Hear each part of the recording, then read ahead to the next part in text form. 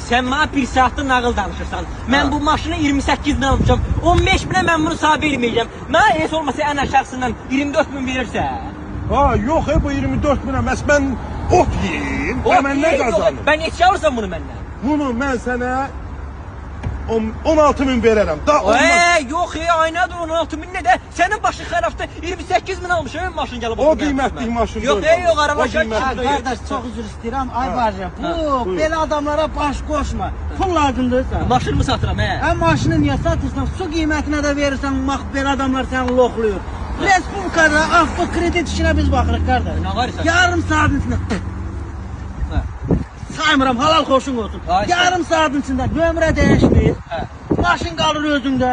Qardaş xırda ay ödəyərsən. Yeri get işinlə mən. Yok mənim adımda gecikmə var, o alınmayacaq. Ay heç bizə dəxlisi də yoxdur. Biz elə gözəl işləyirik ki, qardaş. Ha, aycan.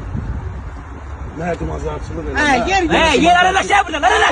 Başımı xarab verir. Gələn 15 min. Nədən qalıb? İndi gör nə deyirəm. Bunun elə bir sən mənə pul verdin, maşını verirəm, sən nömrə dəyişmir. Maşın qalır özündə, eləmi? Sən də mənə kreditdə pul verirsən. Bəli, ay vay da gəlir. Allah sənin kömür. Ay səni şikas qalarsan. Səni şikas qalar. Gəl bura görüm ya. Gəlib burada məni loxlamaq istəyirdinsə. Ahmet kapıyı.